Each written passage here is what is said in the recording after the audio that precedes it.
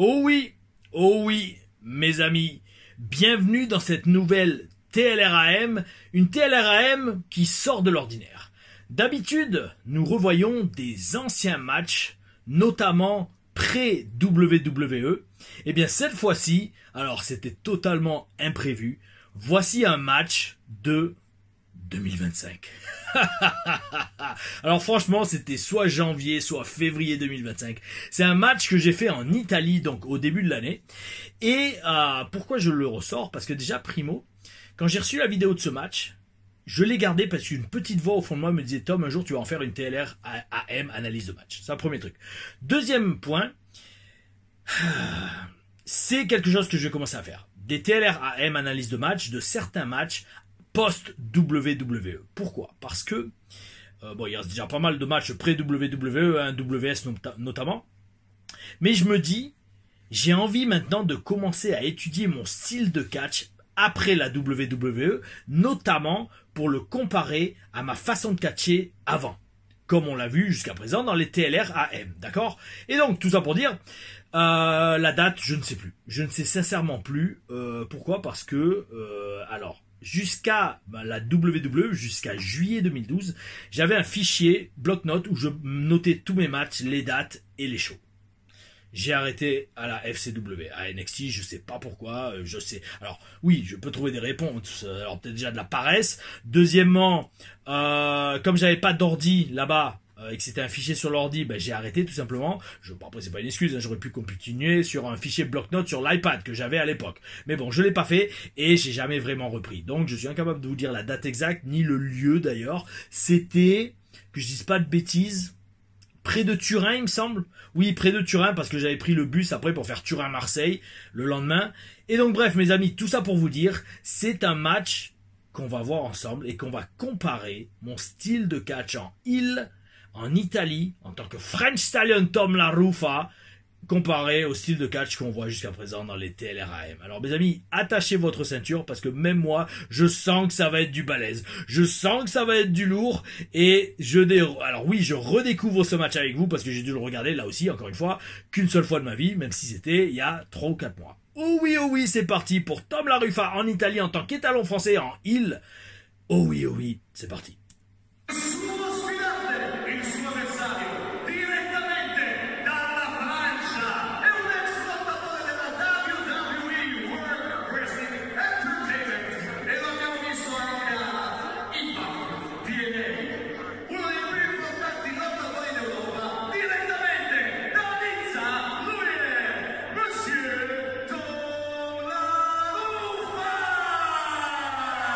Alors, après cette longue introduction, où il a précisé j'ai catché à la WWE, à Impact TNA Wrestling, Monsieur Tom La Rufa arrive avec le thème d'entrée Harley David de Serge Gainsbourg. Oh oui. Le thème officiel de l'étalon français, mes amis. Grosse musique d'entrée. Et le voici. Oh oui. Alors, le seul problème, c'est qu'avec une telle introduction, une telle présentation, oui, c'est une ancienne superstar NXT, ancienne superstar WWE, les gens vous acclament. Donc là, ça va être mon boulot de les retourner contre moi. Il y en a qui commencent à huer parce qu'ils voient le gros drapeau français. Donc là, vous voyez, je fais le tour du ring. Pour vraiment implanter dans la tête des gens. Ce soir, je suis un heel. Ne m'applaudissez pas, ne m'aimez pas, parce que moi je suis pas là pour être aimé. J'ai une attitude très désinvolte, presque gavé d'être là. Aussi le heel, il va pas s'embêter à sauter sur le ring, aussi parce qu'il est paresseux. Il utilise la chaise qu'il n'arrive pas à enlever, il s'en fout, il la laisse par terre. Tout ça c'est une attitude de heel. Là je me la pète, et là écoutez, vous voyez les gens m'applaudissent.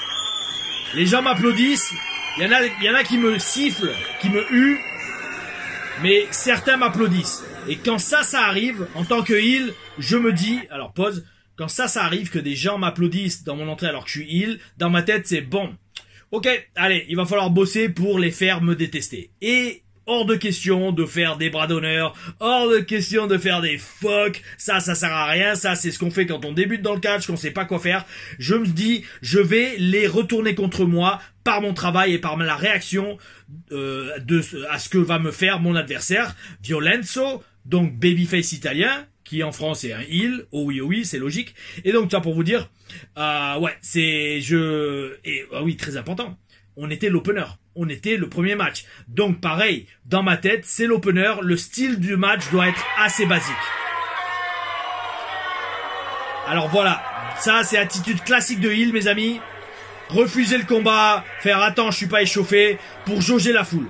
Voir un peu, parce que c'est un public de famille, voir si la foule comprend que ok, je refuse le combat, je veux pas me livrer tout de suite à mon adversaire, voir si je me fais déjà huer en faisant ça, et c'est le cas. Donc bel esprit, petit à petit, il commence à comprendre que je suis un heel et que je vais refuser le combat, et qu'à l'inverse, le babyface, lui, veut se battre.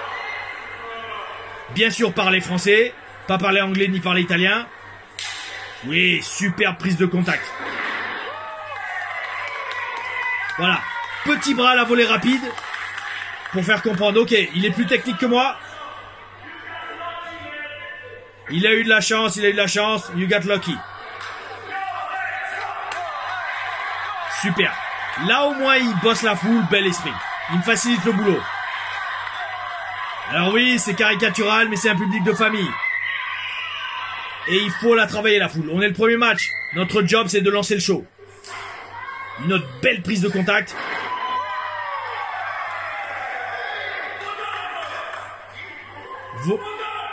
Vos gueules un peu, vos gueules. Là, j'ai une raison de leur dire de la fermer. Parce qu'ils se moquent de moi parce que je me suis pris un bras à la volée. Très important là aussi, quand on en voit un dans la foule réagir, se concentrer dessus. Parce que ça va donner envie à tous les autres dans la foule de réagir également.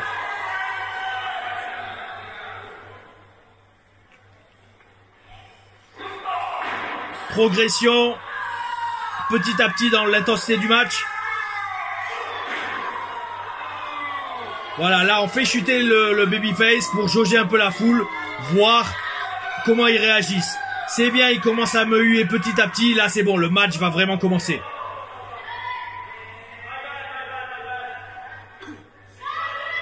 Alors ça c'est classique, j'adore le faire. Parce que personne ne sait jamais ce qui va se passer. Est-ce que je vais essayer de le frapper? Est-ce que je vais essayer de vraiment juste lui serrer la main? Et là, faut vraiment... Alors là, petit détail, mes amis. Je sais pas si vous avez vu, mais... Je fais exprès de me tourner vers la foule et de croiser mes doigts dans le dos. Ça, c'est petit secret que peut-être vous avez déjà vu en show quand je fais le heel. Regardez. J'ai les doigts croisés dans mon dos.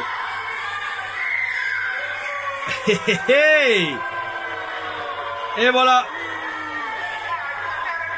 Ça y est, j'ai montré que je suis un gros feinteux. Et allez, boum, un coup de pied. On lui reprend la tête.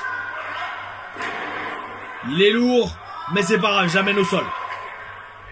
Là, maintenant, je veux emmagasiner de la hit, comme on dit. C'est-à-dire, je veux que le public encourage Violenzo pour qu'il revienne et qu'ils explosent quand il m'en met plein la gueule.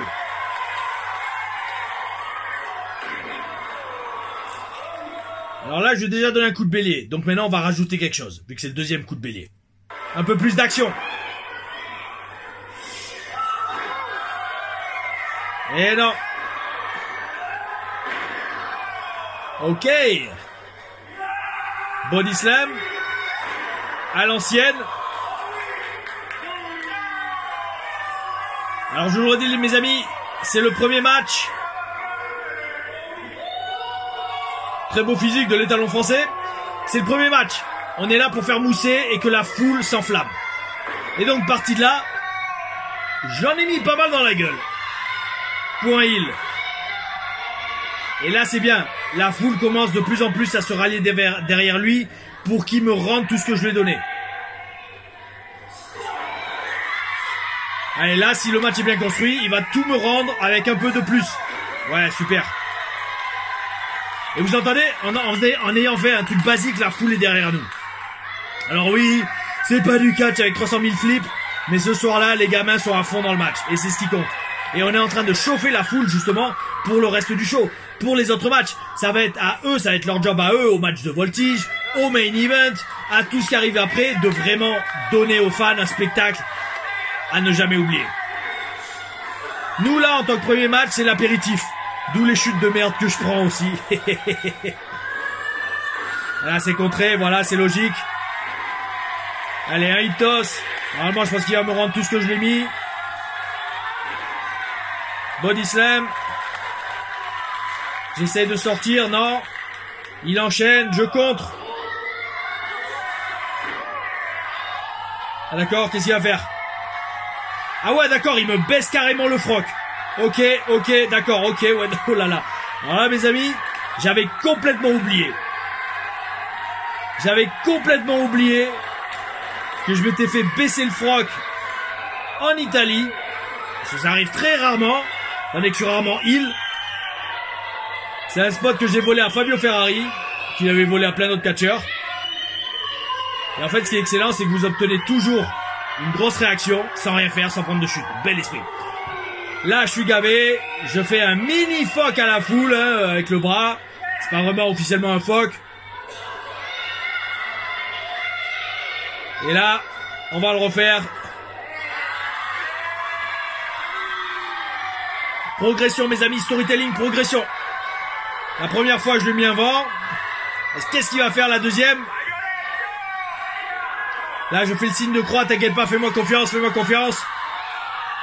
Il me serre la main. Oh oui, regarde, on est potes. Ah ouais, d'accord. Il a tellement de force qu'il me fait mal à la main. Lâche-moi. L'arbitre vient. Et boum. Les doigts dans les yeux, la fourchette dans les yeux. Et alors là, mes amis, commence Body Slam City, enfourchement City, comme on dirait. Ça, c'est une technique de catch que j'ai commencé à faire à la Rix, surtout en heal. Body Slam City. C'est comme un jeu de catch, un jeu de baston. Vous faites tout le temps la même attaque.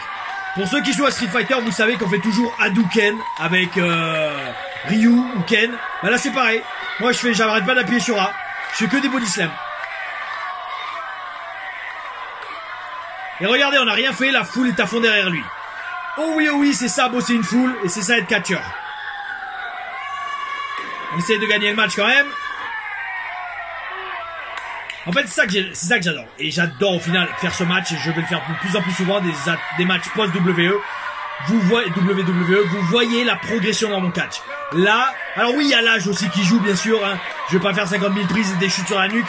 Mais vous voyez que je bosse beaucoup plus la foule. Et je raconte une bien meilleure histoire. Bon là, il n'a pas compris que je faisais ça, un coup de pied dans la corde. Les positionnements sont bien, le timing est bon. Je vois vraiment la différence avec le catch que je faisais à la WS. Certaines prises sont toujours là, comme ce dropkick à côté de la tête après le coup d'arpin, le snapmare. C'est énorme. Et là, franchement, en plus, ce qui est bon, c'est que ça me permet de vous expliquer encore plus le catch, tout simplement. Et mon catch, et les raisons de mon catch. Voilà, un petit vive la France. Là, franchement, pour un premier match, ça commence à être assez long. Il va falloir commencer à rentrer à la maison, comme on dit. Et voilà, je tente le neckbreaker, c'est contré. Et le DDT. Et just like this, comme ça, en un mouvement, avec un gros move, un DDT, les pendules sont remis à zéro. Comme je vous dis, c'est le premier match. On ne doit pas faire 20 minutes, on ne doit pas faire un main event. Et ça, c'est une erreur que font beaucoup les jeunes. Ils s'imaginent que parce qu'ils sont sur une carte, un show de catch, ils doivent avoir un main event. Non. C'est le premier match. Il faut qu'on ait un match assez basique. Notre boulot, c'est on est l'apéritif. Il faut lancer la foule pour le show. Et là, j'essaie de me relancer dans le match. Et non, c'est évité. Violenzo amorce son comeback dans le match. Il passe en dessous. Qu'est-ce qu'il fait? Ah ouais, d'accord, une souplesse underhook peut-être. 1, 2. Dégagement in extremis. Je pense un seul faux finish, ça suffit dans le premier match. Je me souviens plus exactement de ce qu'on avait fait. Et là, écoutez, la foule est bon. La foule est lancée. La foule est à fond dedans. Super, très bon travail de Violenzo. Alors de mémoire, je me souviens qui a gagné le match quand même. C'était assez récent. Là.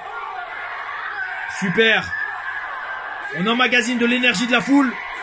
On les fait se chauffer, on les fait s'exciter. Avec rien de compliqué. En économisant les chutes aussi.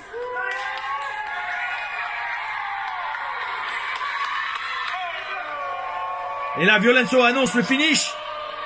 Moi, je m'en montre le collant quand même. Ouais, joli. Le collant que j'avais à NXT. Le collant de mes Tryhard Impact d'ailleurs. Ils sont encore en bon état, je les mets. Hop, il passe en dessous. Qu'est-ce que c'est?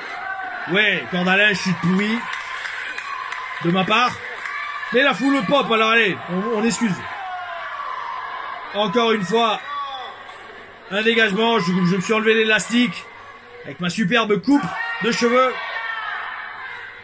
Oh oui, c'est contré. Un pen over. Et le low blow. Le low blow que la foule a bien vu, bien capté. Je prends mon temps. Regardez, j'imagine quelqu'un, une caméra sur mon visage. Je prends mon temps, je l'achève. Et le super kick dans la tête après avoir triché. Victoire du heel. Le babyface est protégé. Il a perdu avec un low blow. Le heel a gagné en trichant. La foule est dégoûtée. Mais ça permet à Harley David, son of a bitch, de retentir dans les speakers de la salle et de consacrer la victoire de Tom La Ruffa en Italie en ce début d'année 2025. Mes amis, je pense très sincèrement que ça va être une expérience qu'on va refaire assez souvent, de voir des matchs post-WWE. Dites-moi ce que vous en avez pensé dans les commentaires, ça me ferait très plaisir. Et si vous avez aimé, n'hésitez pas à vous abonner, à liker et à partager la vidéo. Oh oui, c'était la TLR AM analyse de match de la semaine. Je vous souhaite à tous une excellente soirée ou journée, ça dépend quand vous avez regardé cette vidéo. Mettez la petite cloche pour être prévenu des prochaines sorties de vidéos sur la chaîne. Et en attendant, d'ici là, gardez le bel esprit. Oh oui, mouah, magnifique.